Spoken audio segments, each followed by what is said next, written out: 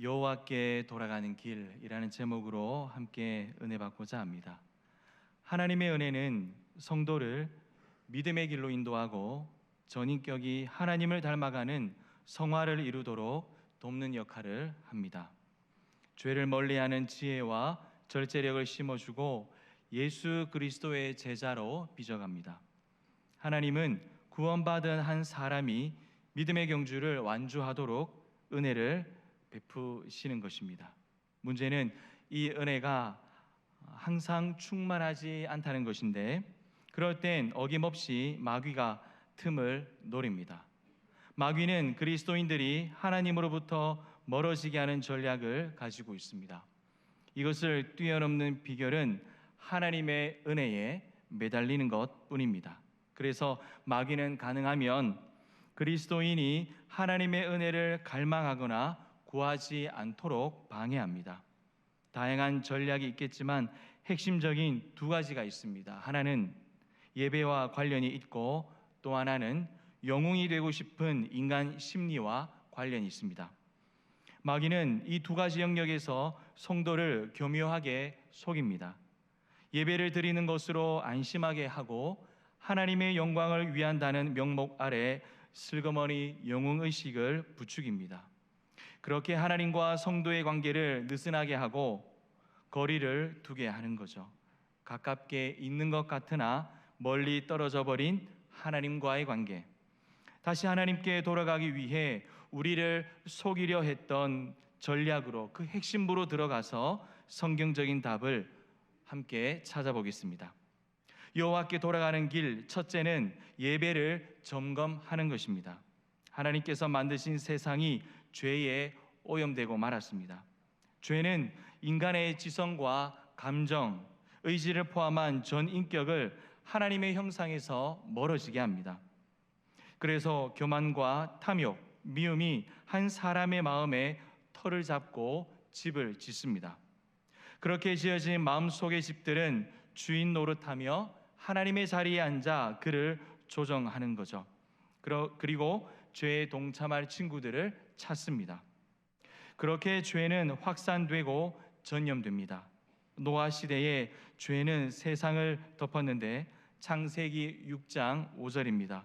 여호와께서 사람의 죄악이 세상에 가득함과 그의 마음으로 생각하는 모든 계획이 항상 악할 뿐임을 보시고, 죄는 죄가 아닌 것처럼 다가옵니다. 원수는 인간이 죄를 자각하지 못하도록 탐욕을 적절하게 활용합니다. 노아 시대에 모두가 그런 과정을 거치며 죄에 가까워졌고 돌아올 수 없는 단계에 깊이 빠지고 말았습니다. 그런데 단 한 사람, 노아만이 그 자리에 서지 않았습니다. 하나님은 그런 노아를 어떻게 보셨을까요? 창세기 6장 9절입니다. 이것이 노아의 족본이라. 노아는 의인이요 당대의 완전한 자라. 그는 하나님과 동행하였으며. 노아는 하나님을 향한 사랑의 변함이 없었고 시대의 사조를 따르기보다 하나님의 뜻 안에서 의의 길로 걸었습니다. 아마도 힘들었을 거예요. 홀로 믿음의 길을 걷는데 외롭기도 하고 눈치도 많이 받았을 거예요. 오늘날 기독교가 세상으로부터 부정적인 소리를 많이 듣는데 노아도 마찬가지였습니다. 노아는 하나님의 소리를 일상에서 살아내는 실천력도 겸비했습니다. 창세기 7장 1절 하반절입니다. 이 세대에서 내가 내 앞에 의로움을 내가 보았음이니라. 우리가 하나님을 예배하는 이유는 이것 때문입니다. 세상이 가는 방향에 저 길 따라가도 되냐고 질문하고 의문을 품으면서 하나님 말씀에 귀를 기울이는 것, 나에게 다가오는 수많은 소리와 시대의 사조가 예수님의 삶과 가르침, 그 말씀의 원리와 얼만큼 간극이 있는지 관심을 가지는 것, 내가 죄인임을 고백하며 하나님의 은혜가 없다면 회개조차 할 수 없는 나약한 존재임을 인정하며 날마다 주일마다 주의 긍휼을 구하는 것, 이로써 여호와 신앙을 견고하게 세우고 예수님의 길을 따르며 점점 그분의 제자로 성장합니다. 성도가 하나님을 예배하고 기도하며 찬양하는 이유는 바로 여기에 있습니다. 하지만 고귀하고 아름다운 단어인 신앙이 종교로 탈바꿈하기 시작하면 나에게서 예배의 본질이 조금씩 빠져나갑니다. 예배하는 동기가 흐려지면서 세상을 얻고 세상에서 우뚝 서기 위해 심지어 교회에서조차 꼭대기에 오르기 위한 수단으로 예배나 섬김을 대하게 되는 것이죠. 누구나 여기에 자유롭지 않을 거예요. 이 상황에 점점 깊이 들어가는 자신이 발견된다면 거기서 빠져나오기 위해 하나님께 엎드려야 합니다. 이 기회를 놓치면 계속 직진하면서 어둠의 터널로 걸어 들어갑니다. 그래서 하나님께서는 그 길을 멈추고 여호와께 돌아오도록 말씀하시고 때로는 우리에게 충격을 가하시는 겁니다. 사실 교회에는 꼭대기가 없고 영적 질서와 하나님이 정하신 올바른 영적 권위가 존재할 뿐입니다. 정리하면 우리가 하나님을 예배하는 이유는 모두가 그 길을 가도 나는 그 길로 가지 않고 예수 그리스도의 길을 가겠다라고 하는 고백과 그것을 실행하는 지혜와 담력을 구하기 위해서입니다. 노아는 모두가 가는 길에 서지 않았습니다. 모두 하나님을 외면할 때 여호와의 길에 서서 그분의 말씀을 신뢰하고 오직 하나님만 따랐습니다. 우리도 이 길에 서기 위해서 예배하는 것이고 이 길에서 이탈하지 않고 끝까지 하나님 따라가기 위해서 예배하는 줄로 믿습니다.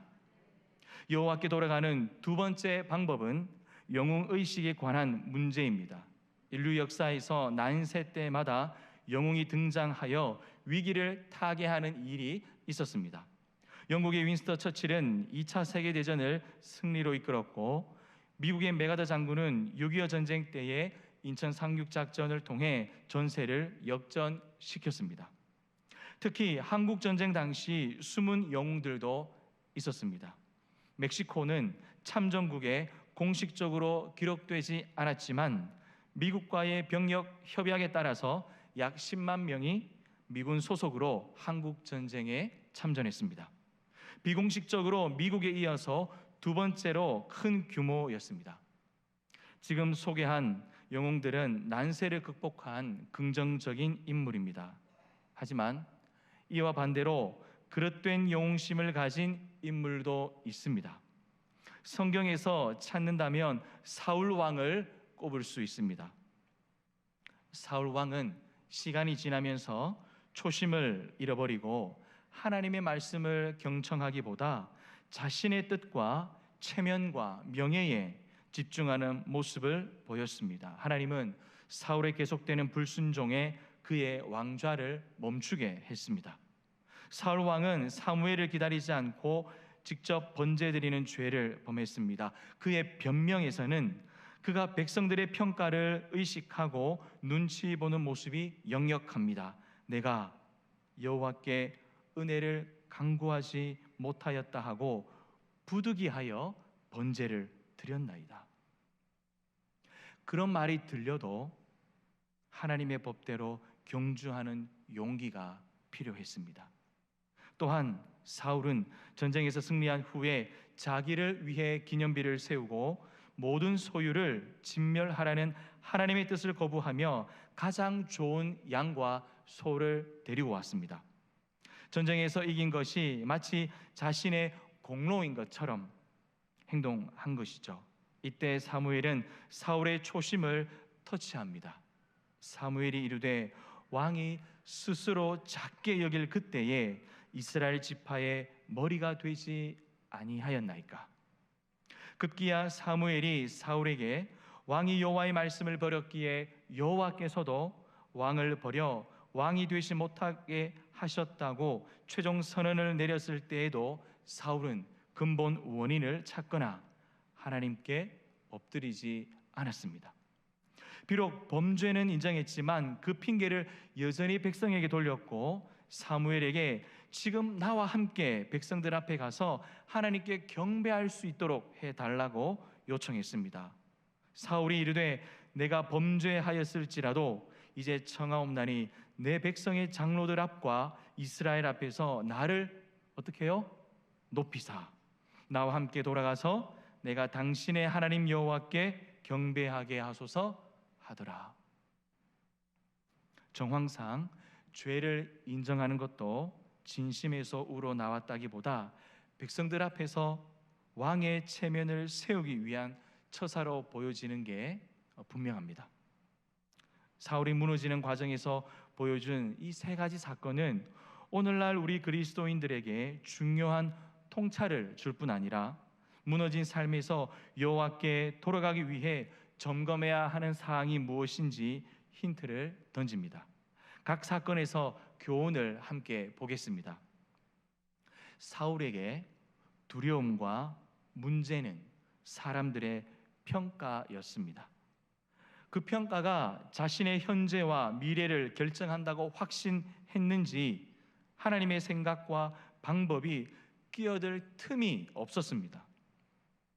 변명과 핑계는 하나님이 나에게 말씀할 자리를 내어주지 않기 때문이죠. 두려움과 문제 앞에서는 하나님의 말씀을 듣는 게 가장 중요한 줄로 믿습니다. 평가에 좌우된 행위가 아니라 하나님 말씀대로 경주해야 하기 때문입니다. 그렇다고 해서 외부 평가를 무조건 가볍게 여기라는 말은 아닙니다. 하나님은 사람과 환경을 통해서도 말씀하시는데 하나님의 말씀인지 사람의 말인지 분별이 필요하다는 것입니다. 우리에게는 또한 어떤 공로도 없습니다. 업적이 될 만한 큰 일을 했다면 그것을 가능하게 한 지혜와 건강, 물질과 인간관계, 그리고 능력과 평탄함도 고난과 위기를 극복하게 된 것, 이 모든 것이 하나님의 은혜입니다. 공로를 하나님께 돌릴 때 영웅이 되고 싶은 유혹이 비껴갑니다. 신앙의 거장은 이것을 잘 지킵니다. 계산하지 않고 공을 오직 하나님께만 올립니다. 그것으로 내가 인정받고 이득을 취하는 것과 뭔가 연결해서 생각하지 않습니다. 거기에 지나친 감정 소모조차 하지 않습니다. 그게 바로 청지기 정신인 것입니다. 영적 거장은 자신이 영웅이 되는 것에는 관심이 없습니다. 내 삶의 주인 되신 하나님의 뜻을 그분의 방법대로 수행하는 것으로만 감사와 기쁨을 느낍니다. 바로 이 순수함을 잃어버리는 것을 두려워하는 것이죠. 또한 사울이 마지막까지 백성들을 의식하여 그들 앞에서 경배하는 행위를 가지려 한 건 무엇 때문일까요? 바로 체면 때문입니다. 사울이 사무엘에게 예배하러 가자고 했지만 사무엘은 거부했습니다. 사무엘이 돌아설 때 사울이 그의 옷자락을 붙잡았고 그 옷자락은 찢어져 버렸습니다. 여기서 중요한 건 사무엘이 왕의 요청을 거절하고 돌아섰다는 사실입니다. 사울의 요구가 본질이 빠져있는 형식에 불과해서일 것입니다. 그런데 사울은 다시 한번 간곡히 부탁했고 사무엘은 내심 아니라는 것을 알았지만 사울을 데리고 하나님께 경배드렸습니다. 사울은 스스로 하나님께 범죄한 것을 시인했지만 전후 상황을 보면 참된 회개의 성격이 아니었습니다. 비록 하나님으로부터 버림받았지만 백성들 앞에서 왕의 체면을 세우려는 허례의식에 깊이 빠져 있었습니다. 사울과 똑같이 깨어있지 않은 사람들은 이 사울의 경배 행위를 하나님께서 받으시는 것으로 착각할 것입니다. 본질이 빠져도 형식이라도 갖추면 은혜를 주시겠지 하는 생각은 신앙을, 나의 고귀한 신앙을 종교로 변질시키는 거예요. 사울의 형식적인 경배는 형식 그 자체뿐이었습니다. 신앙이 종교로가 아니라 내 안에 종교적인 모습이, 혹여나 내 안에 남아있는, 내 안에 있는 종교적인 모습이 신앙으로 변하는 은혜가 우리에게 충만하게 있기를 간절히 소망합니다. 사무엘은 자기 뜻을 바꿔 사울이 백성들 앞에서 경배하도록 이끌었는데, 어쩌면 그를 개인적으로 불쌍히 여겼거나 아니면 이스라엘의 평화를 위해 그의 요구를 들어줬을 수도 있습니다. 하지만 하나님은 어떻게 해요? 그 뜻을 바꾸지 않았습니다. 이것이 중요합니다. 자신을 경배했다고 해서 왕의 자리가 보존되는 게 아니었어요. 그래서 우리는 사람이 아니라 끝까지 하나님의 뜻에 집중하고 마음을 쏟아야 합니다. 교회를 처음 나오셨거나 하나님을 이제 만난 초신자의 경우 아마 다소 무겁게 들렸을 거예요. 신앙과 종교 활동의 구별이 어려운 게 당연합니다. 괜찮습니다. 이제 신앙의 첫 걸음을 시작하셨으니 천천히 그리고 바르게 성경적인 신앙과 기독교의 본질을 찾아가시면 됩니다. 자, 예수님은 영웅이 될 수 있는 기회가 있었지만 그것을 붙잡지 않았습니다. 예수님은 세례 요한에게 세례를 받으시고 광야에서 시험을 받았습니다. 두 번째 시험에서 마귀가 성전 꼭대기에서 뛰어내려 봐. 그러면 하나님의 사자들이 와서 받아줄 거야. 하나님의 아들이라면 받아줄 거라는 논리로 치고 들어옵니다. 인간적인 마음으로는 당장이라도 뛰어내려서 하나님의 아들이라는 사실을 증명하고 싶은 충동이 올라올 겁니다. 그런데 그렇게 되면 마귀의 꾀임에 넘어가는 거예요. 그건 증명할 필요가 없습니다. 앞으로 삶에서 예수님 자신의 사역에서 당당하게 보일 것이기 때문입니다. 한편으로 만약에 예수님이 뛰어내린다고 가정을 해보겠습니다. 뛰어내리자 어떻게 해요? 어디선가 하나님의 사자가 나타나서 예수님을 받쳐주겠죠. 그 순간 여기저기서 열광적인 환호가 터져 나오면서 맞구나, 하나님의 아들이 맞아, 드디어 구원자가 오셨다라고 하면서 군중들은 예수님을 높일 거예요. 소문은 입에서 입으로 빠르게 전파됩니다. 바리새인과 사두개인, 서기관과 제사장들도 이 충격적인 장면 앞에서 예수님을 부인할 수 있을까요? 아닐 거예요. 그러니 단번에 종교 지도자들을 내 권위 아래에 둘 수 있습니다. 마귀가 예수님께 이렇게 속삭이며 딜을 하는 거예요. 예수야, 내 말 듣고 한 번만 뛰어내려 봐. 천사가 와서 널 당연히 붙잡아 주겠지. 그러면 천하의 온 백성이 하물며 유대 종교 지도자들도 너를 따를 거야. 너 복음 전하고 하나님 나라 확장하려고 왔잖아. 하나님 사역하려고 왔잖아. 하나님 사역하려고 목사 되었고 직분 받았잖아. 내가 그거 확실하게 하는 방법 가르쳐 줄게. 내가 도와줄게. 쉽고 빠르게 편리하고 효율적으로 전 세계에 복음을 전하는 길이잖아. 어때? 한 번만 뛰어내리면 돼. 여러분은 뛰어내리시겠습니까? 뛰어내리고 천사가 받아주는 장면은 아마도 일간지 신문 일면을 장식할 것이고 메인 방송국과 해외 채널을 통해서 전 세계로 방영이 되겠죠. 하루아침에 예수님은 무엇이 되나요? 대스타가 되는 거예요. 그러면서 세계적인 영웅이 되는 거예요. 여러분이라면 어떻게 하시겠습니까? 복음을 더 많이, 더 빨리, 더 넓게 전할 수 있다는 논리를 받아들이고 뛰어내리시겠습니까? 한 번만 눈 감고 뛰어내리면 최고의 영웅이 되는 영구적인 딱지도 얻게 되는데 안 뛰어내리실 거예요? 이 좋고 멋진 길을, 하나님의 일도 하면서 명예도 얻고 영웅이 되는 길을 포기하겠다는 말씀입니까? 그런데 예수님께서는 뛰어내리지 않았습니다. 복음을 전하는데 쉽고 편하며 효율적인 길을 택하지 않은 거예요. 영웅을 얻는 길을 택하지 않았습니다. 뛰어내리면 종교 지도자들까지 자기 편으로 만들 수 있을 텐데 뛰어내리지 않았습니다. 예수님이 뛰어내리는 순간 그 누구도 예수님을 부인할 수 없는 상황을 목격하는 겁니다.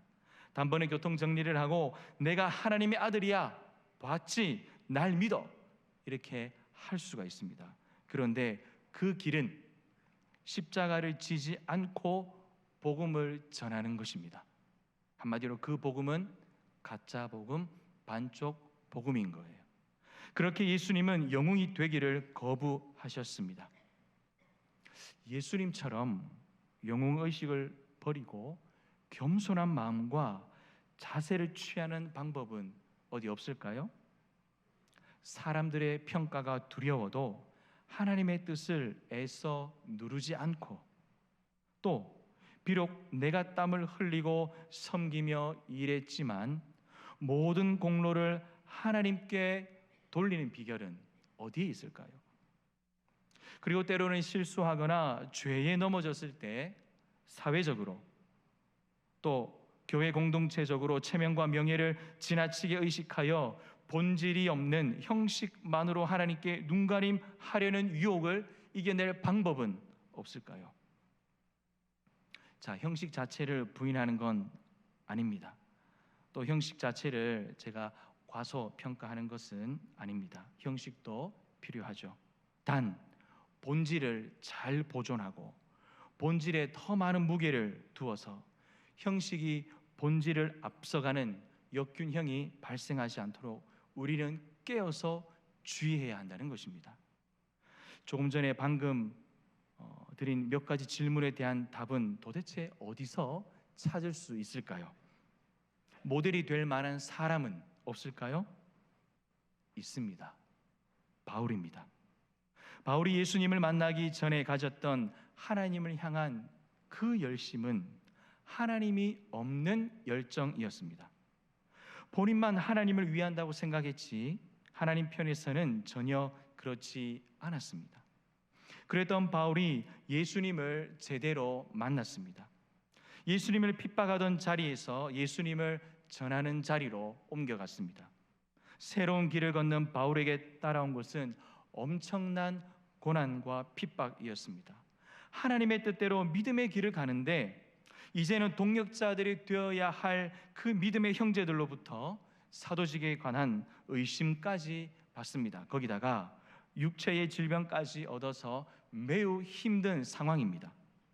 그런데 바울은 누구든지 그런 상황에 처하면 쏟아낼 수 있는 불평과 원망을 하지 않습니다.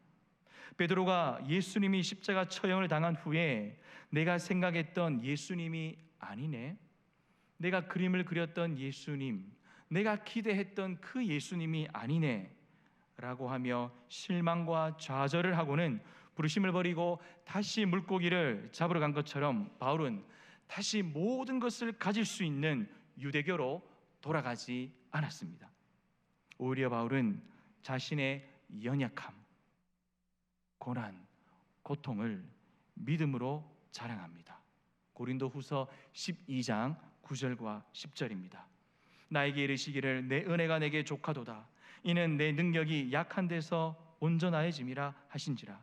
그러므로 도리어 크게 기뻐함으로 나의 여러 약한 것들에 대하여 자랑하리니 이는 그리스도의 능력이 내게 머물려 하려 함이라. 우리 10절은 함께 읽겠습니다. 그러므로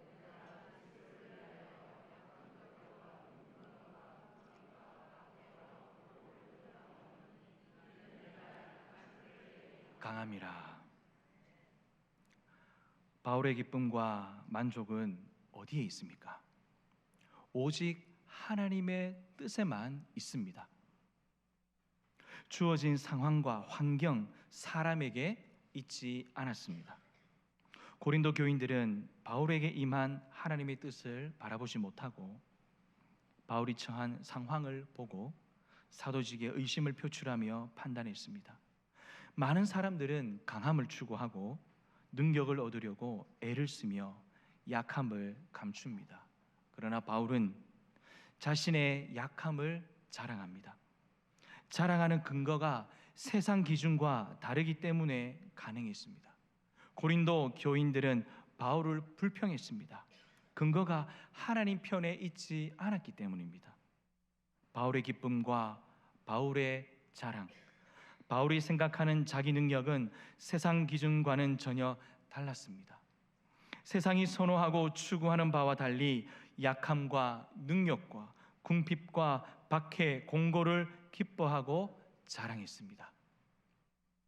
우리가 힘들어하고 눈물 흘리며 고통스러워하는 것들을 가지고 바울은 기뻐하고 감사하며 자랑하는 말도 안 되는 고백을 했던 것입니다.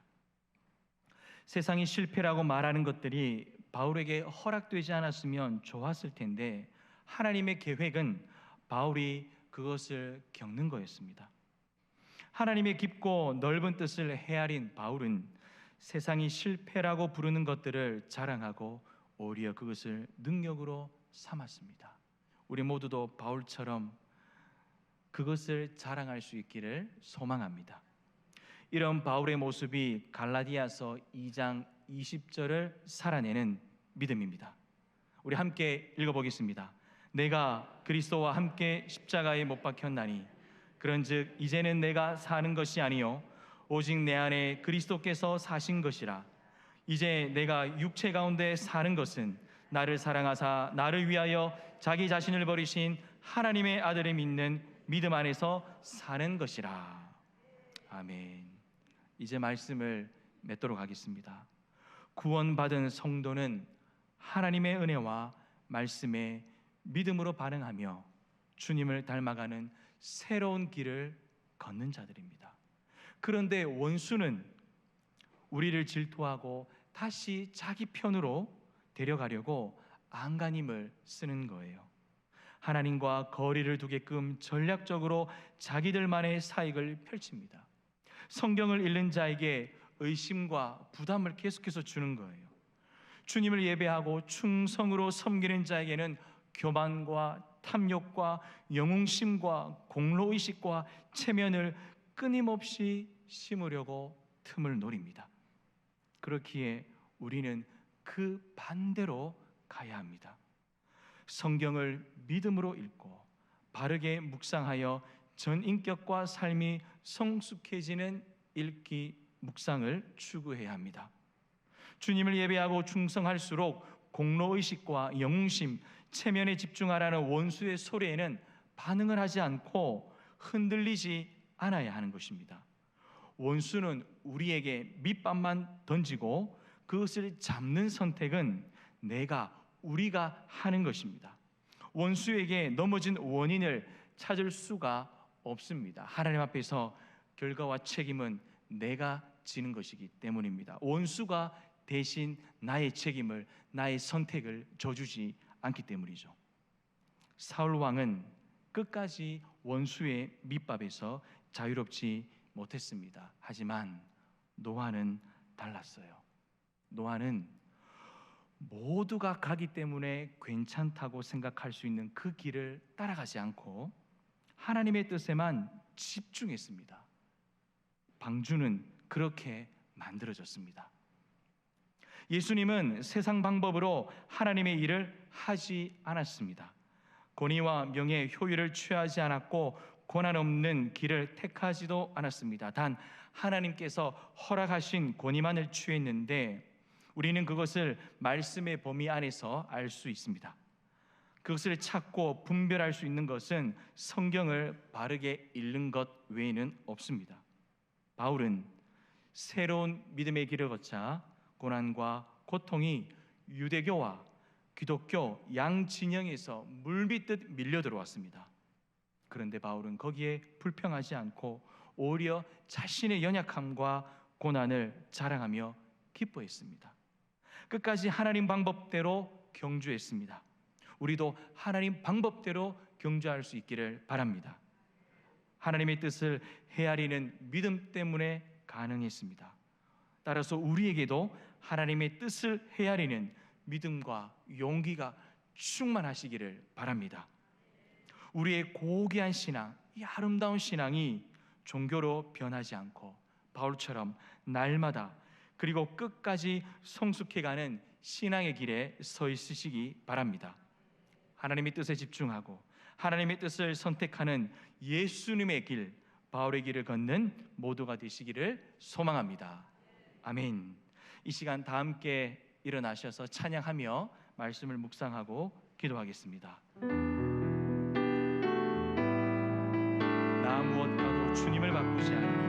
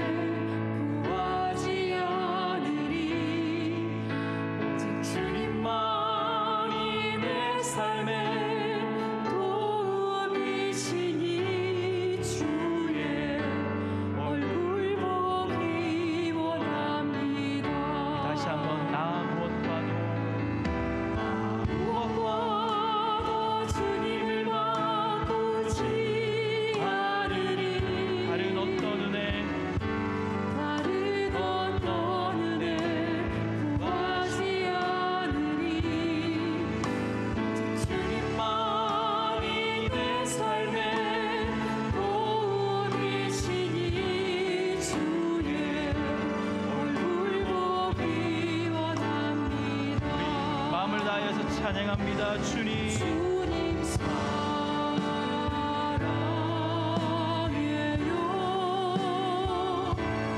온 마음과 정성 다해 하나님의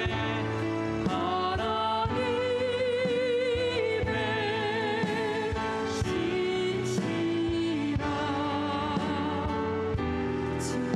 우리 한 번 더 찬양할 때 손 높이 들며 찬양하겠습니다. 나 무엇과도 주님을 바꾸지 않으리. 다른 어떤 은혜 구하지 않으리. 오직 주님만이 내 삶의 도움이시니 주의 얼굴 믿음으로 고백할까요? 주님 사랑합니다. 주님 사랑해요. 온 마음과 정성 다해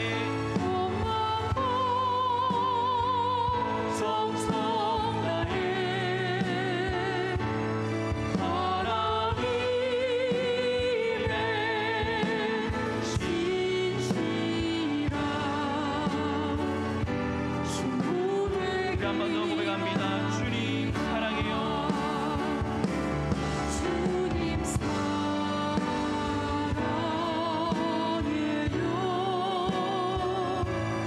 온 마음과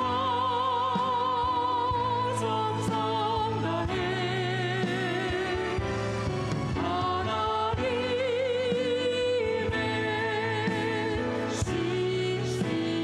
신실한 친구 되기 원합니다. 이 시간 함께 기도하겠습니다. 우리는 하나님을 사랑하고 있습니다. 우리의 마음 깊숙한 곳에 여호와를 따라가고 싶고 예수님의 제자의 삶을 계속해서 살고 싶은 마음이 우리에게 있습니다. 하지만 원수는 우리의 연약함과 우리의 죄성을 너무나 잘 알고 있기 때문에 조그만 틈이라면 그것을 비집고 들어와서 나도 모르는 사이에 무의식 가운데 하나님을 기뻐하지 않는, 하나님께서 기뻐하지 않는 모습을 나타낼 때가 있습니다. 그러다가 깨어있지 않는 그 상황 속에서 하나님과 거리가 멀어져 버리는 것이죠. 우리 오늘 어떻게 주님께 다시 돌아갈 것인가? 어떻게 나의 믿음을 붙잡고 일상과 교회 안에서 신앙생활을 할 것인가? 우리 오늘 살펴보았습니다. 예수님처럼, 노아처럼, 바울처럼 모두가 그 일 간다고 괜찮다고 쉽게 생각하여 따라가지 않게 하여 주옵소서. 내가 땀을 흘리고 피를 쏟아내고 희생과 헌신을 했다 할지라도, 큰 업적을 남겼다 할지라도 원수가 다가와서 너 공 크잖아, 너 공로잖아 라고 속삭일 때에도 아무런 반응하지 않고 그 공 할 수 있는 건강지혜, 능력, 인간관계조차, 위기와 모든 고난을 극복하는 것조차 모든 것이 하나님의 은혜입니다라고 주님께만 공로를 돌려드리는, 그리고 우리는 어디에 에너지를 써야 할까요? 하나님을 진심으로 사랑하는 것, 그리고 이웃을 사랑하고 섬기는 것, 맡겨주신 사명, 주의 몸된 교회, 예수님과 바울처럼 충성하며 교회를 든든히 세워가는 것, 하나님 기쁨 되는 그것에 에너지를 쏟을 수 있게 하여 주옵소서. 우리 간절히 한번 주여 부르짖고 믿음으로 기도하겠습니다. 주여,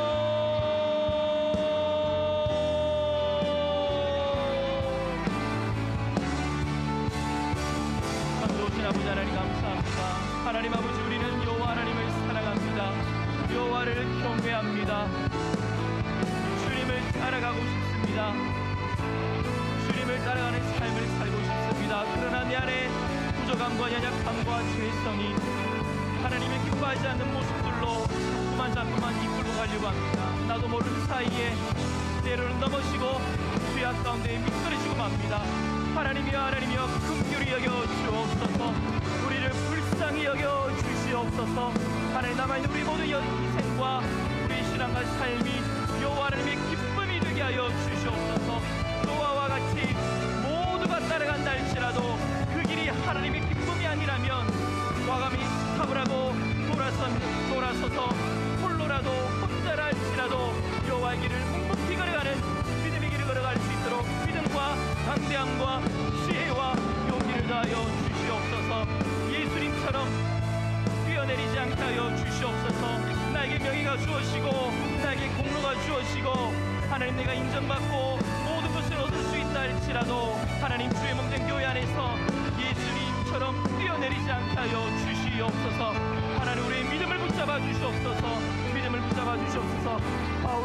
바울처럼 나의 연약함과 나의 고난과 때로 나의 궁핍과 나의 넘어짐과 부족함을 주님 앞에 자랑하며 겸손하게 끝까지 여호와의 길로 걸어가게 하여 주옵소서. 주여,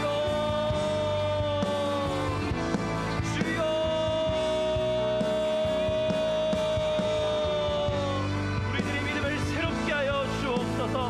하나님을 사랑하는 믿음을 새롭게 하여 주시옵소서. 예수 그리스도를 따라가는 나의 발걸음을 새롭게 하여 주시옵소서. 가까운 수마귀에게 흔들리지 않게 도와주시고 하나님께서 기뻐하시는 믿음과 생각과 지혜와 지식만을 가지고 때로는 어리석다 할지라도 때로는 바보 같다 할지라도 하나님께서 원하시는 길이라면 그 믿음의 길을 꿋꿋하게 걸어갈 수 있도록 주여 새로운 영적 부흥을 우리 모두에게 부어 주시옵소서. 하나님의 은혜를 붙들어 주시고 하나님만 바라보며 주님만 바라보며 예수의 길을 걸어가게 하여 주옵소서. 하나님, 우리가 하나님을 사랑하는 줄 주께서 다 아십니다. 우리의 연약함과 우리의 죄성도 하나님은 다 알고 계십니다. 그래서 우리에게 십자가를 주셨고 회심 이후에는 날마다 회개할 수 있는 회개의 은혜를 주셨습니다. 하나님, 날마다 회개하고 주일마다 회개하며 나의 삶과 일상과 나의 신앙의 점검을 날마다 하며 노아와 같이 모두가 간다고 해서, 모두가 즐거워하고 박수치고 환호친다고 해서 따라가는 것이 아니라 하나님의 뜻이 있는지, 하나님의 기쁨이 있는지 확인하며 기도하며 때로는 나 홀로 가야 할지라도 믿음의 길 걷게 하여 주옵소서. 때로는 피를 흘리며 눈물 흘리며 희생과 헌신합니다. 때로는 큰 업적을 남깁니다. 원수는 그럴 때마다 너 공 있잖아, 너의 공로잖아, 너의 지혜였잖아, 너의 힘이었잖아 라고 할 때 아니야, 내게 있는 지혜, 건강, 능력, 배움, 인간관계의 모든 능력도 하나님의 은혜야. 그래서 내가 섬기는 크고 작은 모든 것은 하나님의 것이야. 원수야, 너 내게 말 걸지 마. 할 수 있는 용기를 허락하여 주옵소서. 그 용기를 가지고 절대로 뛰어내리지 않게 하여 주시옵소서. 그리고 바울처럼 끝까지 믿음의 경주를 하되 하나님의 말씀대로, 하나님의 법대로 경주하게 하여 주옵소서. 그러다 보면 공격도 받고 오해도 받고 멸시도 받고 눈치도 받습니다.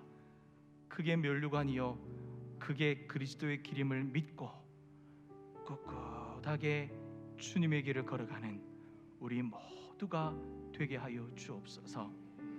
채우시는 것, 부어주시는 것은 하나님이 하실 일이니 하나님께 모든 것 맡기고 먼저 그의 나라와 그의 의를 구하는 우리가 되게 하여 주옵소서. 감사하며 예수님의 이름으로 기도합니다. 아멘. 지금은 우리 주 예수 그리스도의 은혜와 하나님의 사랑과 성령의 교통하심이 다시 한번 우리의 삶과 신앙을 재점검하고 노아처럼, 예수 그리스도처럼, 또 바울처럼 끝까지 믿음의 길을 하나님의 뜻과 말씀대로 경주하리라 다시 한번 결심하며 예배하는 온 주의 백성들 가운데 지금부터 영원토록 함께 있을지어다. 아멘.